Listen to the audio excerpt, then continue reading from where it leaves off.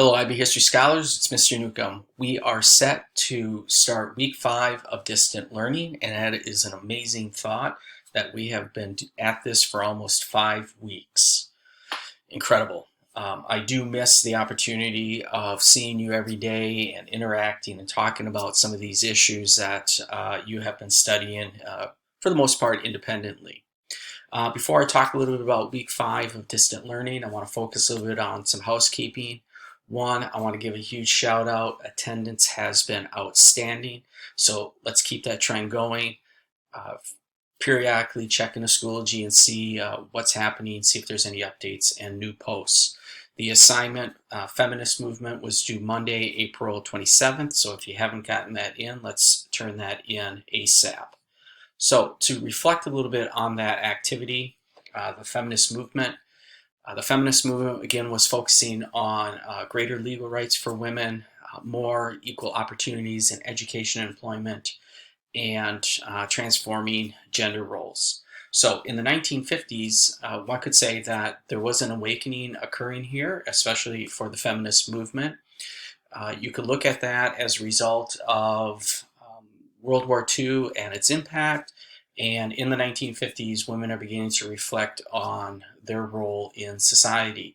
A very influential book is going to come out by Betty Friedan. It's called The Feminine Mystique, and this is definitely going to contribute to the emerging movement. Through that activity, we should look at a few takeaways here, and probably the big takeaway is that there was no easy road to gaining equality or social acceptance for women. In terms of employment, Title VII of the Civil Rights Act of 1964 is going to take on discrimination in the workplace. Title IX comes out in 1972 and it's part of a series of education amendments, and was really focusing on education opportunities in the classroom and also in the athletic sphere as well. In the 1970s, you could definitely get a sense that there is a division among women, and that division could be centering on to what degree should women be gaining more rights, and whether those are social, political, or economic rights. So looking back here, you can say that gains have been made for women. And you could see that in the political arena, where you have women get involved in politics, like Geraldine Ferraro, Barbara Jordan, Shirley Chisholm. In the legal sphere, you can see someone like Sandra Day O'Connor. In science and education, of course, we have Sally Ride. And there are a lot more women out there.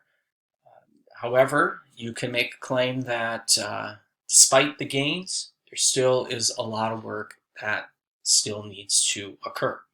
So we're going to move on to the fourth case study, and the fourth case study is going to be dealing with youth culture and protest movements.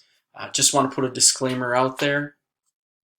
Even though I was born in the 1960s, I was not a hippie.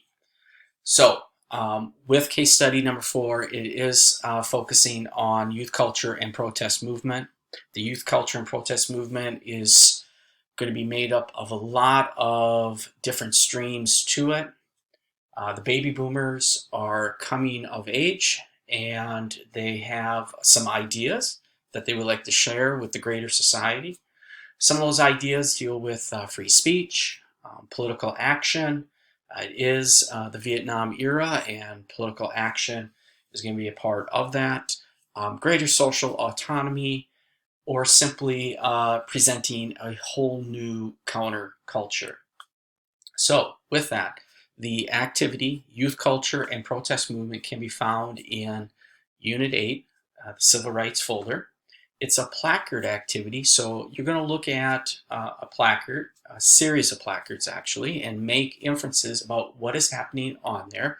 So look at that image and determine, what's going on, and then try to determine also what the message is being projected into that placard. So when we look at resources, the resources are attached to this assignment, so you don't have to worry about GTS in it, going out there on the great World Wide Web. This is a solo activity, and it will be due Thursday, April 30th. So a little quicker turnaround, but I think something that can be done. Anticipate that either Wednesday night or Thursday morning, another screencast is going to come out, and that will be about the fifth case study, which is going to be focusing on African Americans and the Civil Rights Movement. If you have any questions or concerns about anything that has occurred so far in during distant learning, always let me know. In the meantime, be sure you're being safe. Take care. Till next time.